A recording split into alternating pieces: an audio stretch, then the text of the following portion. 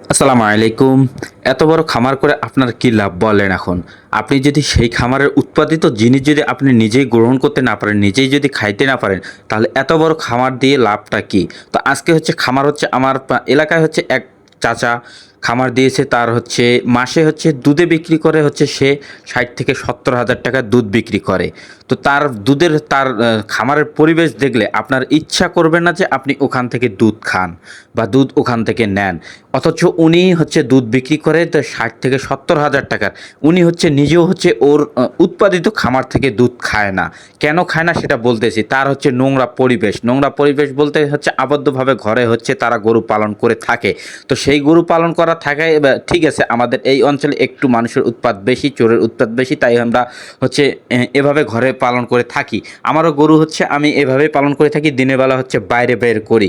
এই গরু গাভীটা হচ্ছে বর্তমানে একটাই গাভী দুধ দিচ্ছে। আমি এটার দুধ দহন করে হচ্ছে বাইরে বের করব। তো দুধ দহনের আগে হচ্ছে তার গোসল করে নিলাম, তাকে পরিষ্কার করে নিয়ে আমি যেন সেই উৎপাদিত জিনিসটা আমি খেতে পারি, সেই হিসাবে সেই পরিবেশ সেইভাবে ভালো যত্ন নিয়ে আমি তাকে দুধ দহন করতে আসছি। কিন্তু তার বাসা যেয়ে দেখলাম যে তার গরুর গায়ে হচ্ছে নোংরা পরিবেশ, গোবর লেগে আছে, গরু ঘরের অবস্থা খারাপ। যে বালতিতে হচ্ছে যে দুধ দহন করে সেই বালতিটা দেখলে মনে হচ্ছে যে আপনাদের যে গোসলখানার যে বালতিগুলো পাওয়া যায় সেগুলো মনে হয়তো অনেক পরিষ্কার আছে।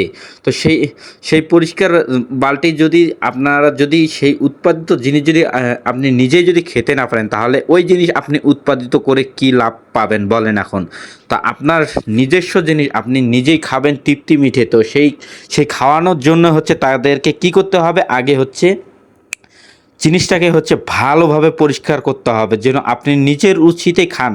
তারপরে হচ্ছে অন্যের কাছে বিক্রয় করতে হবে। যদি আপনি নিজেই খেতে না পারেন তাহলে মানুষকে ভাই, তাহলে এখানে তো ভেজালের বলার কোনো বাইরে থাকলো না। আপনি তাহলে হচ্ছে তাদেরকে মানুষকে হচ্ছে ২ নম্বর জিনিস খাওয়াচ্ছেন ভাই। এখানে অনেক ভেজাল খাওয়াচ্ছেন। দেখা যাচ্ছে যে এমনও হতে পারে যে আপনাদের নোংরা পরিবেশে যে গোবর-টবর সব দুধের মাঝেই চলে যেতে পারে। তো এমন পরিবেশে কিন্তু আপনারা দুধ ছেঁকতেছেন। তো যাই হোক, দুধ ছেঁকার পর হচ্ছে আমি চলে আসলাম। আমার গরু হচ্ছে আমি কিন্তু ভেতরে রাখি না দিনের বেলা।